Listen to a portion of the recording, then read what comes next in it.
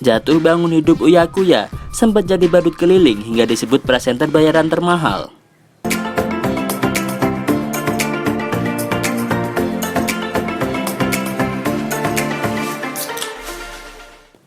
Nama Uya Kuya pernah dikenal sebagai salah satu penyanyi yang tergabung dalam grup Tofu. Namun, setelah Tofu memutuskan untuk bubar, Uya Kuya pun memilih banting setir jadi presenter hingga mendalami ilmu hipnoterapi. Berkat kepiawaiannya, Uya Kuya pun sempat disebut sebagai presenter dengan bayaran termahal. Tak main-main, sekali memadu acara, kabarnya Uya Kuya dibayar 40 juta untuk satu episode. Meski kini, Uya Kuya hidup bergelimang harta, ia sama sekali tak melupakan masa lalunya. Bukan hal yang instan bagi suami Astrid ini untuk merangkak menuju kesuksesan. Siapa sangka, sebelum dikenal seperti sekarang, Uya Kuya pernah mengisi hari-harinya dengan bekerja sebagai badut keliling. Hal itu disampaikannya sendiri dalam sebuah unggahan di Instagram. Dalam unggahan tersebut, Uya Kuya tampak berpose dengan seorang temannya yang memakai kostum badut. Uya sendiri terlihat memakai kemeja dengan topi badut di kepalanya. Sambil membawa gitar, Uya dan temannya tersebut berfoto di depan kamera. Masa waktu kuliah di mana kita berdua keliling jadi badut ulang tahun anak-anak, tulis Uya Kuya dalam captionnya. Tak mudah bagi Uya muda kala itu, lantaran tak jarang aksinya sebagai badut malah membuat anak-anak menangis ketakutan. Ada anak-anak yang malah nangis saat kita nongol, tambahnya. Kini, Uya Kuya berhasil membuktikan kesuksesannya.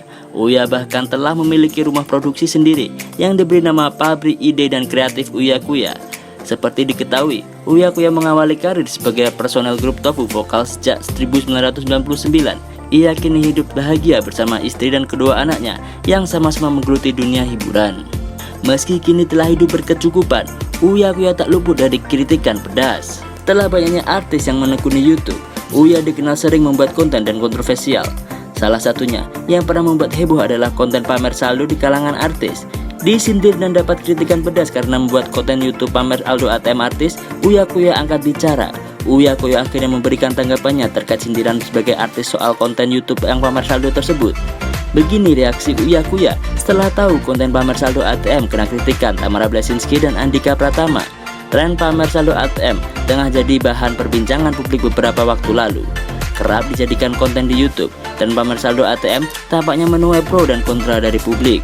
Sebelumnya, konten tren pamer saldo ATM pertama kali muncul di channel YouTube Uya Kuya. Uya Kuya sempat membongkar isi saldo ATM Barbie Kumalasari. Setelah itu, sejumlah artis pun turut memamerkan isi saldo ATM mereka. Di antaranya adalah Nikita Mirzani hingga Billy Saputra. Hal itu sempat menuai kritikan dari artis Tamara Bleszynsky dan Andika Pratama. Tamara Bleszynsky mengomentari tren tersebut melalui akun Instagramnya. Indonesia begitu indah, luas, dan kekayaan kita sebagai bangsa tak ternilai. Cerita Indonesia kini yang kusebarkan di TV dan sosial media tentang saldo ATM recehmu amat sangat memalukan, terutama yang menyiarkan saldo ATM orang. Apakah kalian lupa sejarah pahlawan bangsa? Mereka rela mati untuk Indonesia merdeka, bukan untuk pamer saldo, tulis Tamara Bleszynsky. Sedangkan Andika Pratama mengaku merasa resah dengan konten tersebut. Hal itu ia sampaikan melalui channel YouTube-nya Usi Andika Official beberapa waktu lalu. Mengetahui hal itu, Uya Kuya akhirnya angkat bicara. Uya Kuya mengaku tak masalah dengan kritikan tersebut. Biasa-biasa aja, tandanya orang kan suka nonton, ujar Uya Kuya seperti dikutip di video YouTube-nya. Uya Kuya menyebut tak ada maksud buruk saat membuat konten tersebut. Ia juga telah mendapatkan persetujuan dari orang-orang ia kulik dari saldo ATM-nya. Awalnya kan Barbie Kumalasari, gua kan cuma mau cek ATM dia, gak ada maksud apa-apa, terbukti kan trending, tuturnya.